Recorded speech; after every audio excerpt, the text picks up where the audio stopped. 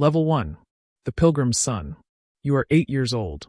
Your father has returned from the Holy Land, changed. He left a farmer. He came back something else. Thinner. Quieter. With a scar across his forearm and a wooden cross he never removes. He does not talk about what he saw. But at night, when he thinks you are asleep, you hear him pray in a way that sounds less like devotion and more like bargaining. You grow up in the shadow of a war you have never seen. When a traveling preacher comes through the village and speaks about the crusade, grown men weep openly. Your father grips your shoulder so hard it leaves a bruise. You ask him why it matters so much. He looks at you a long time before he answers. Because some things are worth dying for. You do not forget those words. They will follow you across continents and deserts and oceans of blood. Level 2. The Squire of the Cross. You are 15. Your knight is Sir Godfrey, a veteran of the siege of Antioch. He does not speak of it as glory. He speaks of it as a debt. God preserved him when better men died. He owes a service he can never fully repay. You learn that a crusader's equipment is not merely functional. It is devotional. Every piece has been blessed. The sword was laid on an altar for a knight before it was placed in his hands. Sir Godfrey tells you faith is a weapon that dulls faster than iron if you do not sharpen it daily. You train brutally. Sword work, riding, archery.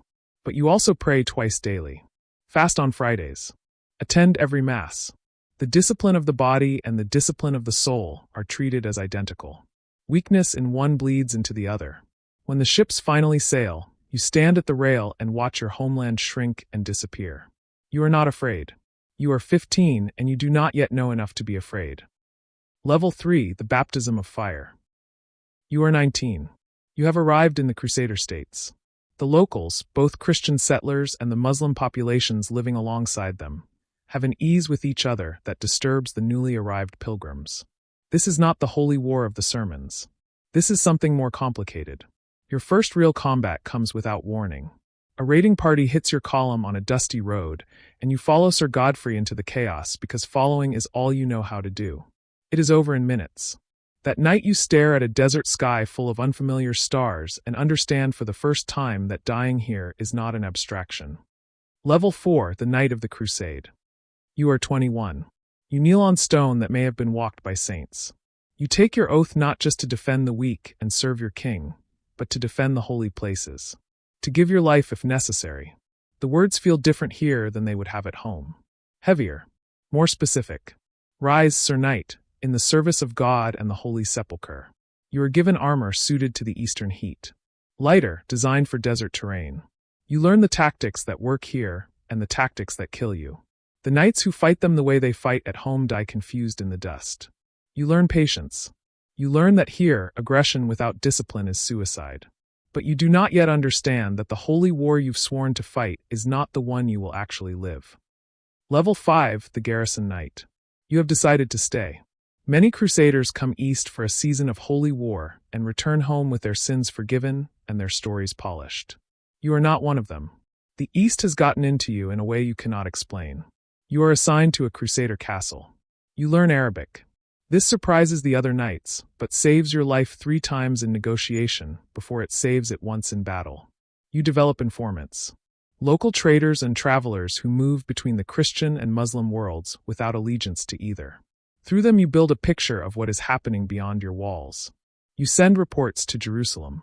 Sometimes they are acted upon. Often they are not. But you are here. This is your war. Not a season's adventure. Level 6. The Brother Knight. A recruiter comes from the Knight's Hospitaller. You take the vows. You surrender everything. Your horses, your armor, your money become the Order's property.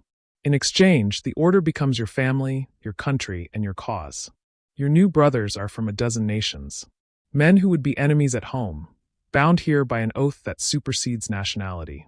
The brotherhood is not warm. It is not soft. But it is absolute. You have never trusted anything the way you trust these men. They will die for you not because they love you but because they have sworn to. Somehow that is more reliable than love.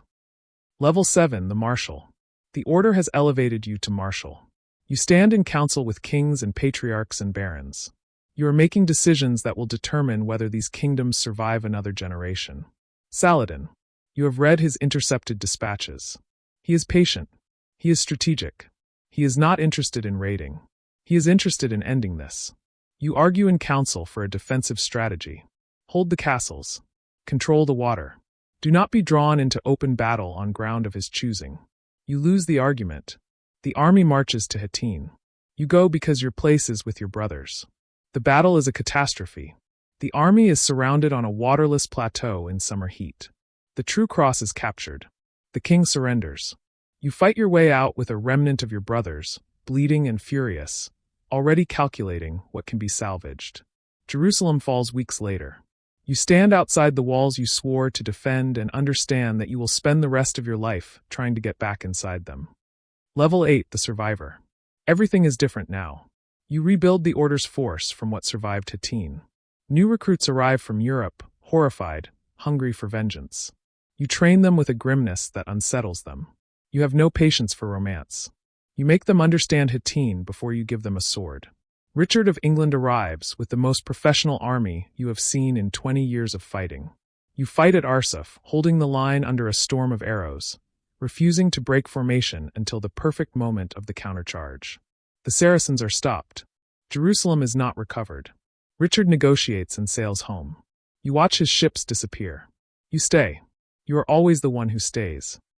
Level 9, the old sword. You are past 60. The body keeps a record of everything.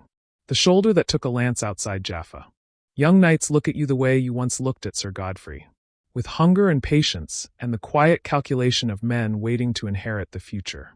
You walk the hospital more than the battlements now. You know the names of the sick. You pray with the dying. One morning a young sergeant brother finds you before dawn, looking east toward a horizon you have spent your life fighting toward. He asks what you are thinking. You tell him you are thinking about what lasts. A village still standing because of a dry riverbed and an orchard. A corridor where traders moved and the killing slowed. A hospital that treated men on both sides because wounds do not check for baptism. Small things. Invisible things. Things no chronicle will record. He does not understand. He will. You started as a boy in the shadow of your father's unspoken war. You end as a man who fought his own. Not the war of the sermons. Not the war of the chronicles. The real one. Smaller and harder and more human than any of them told you it would be. You have done what you could with the years you were given. In the end, that is the only crusade any man truly fights. His own.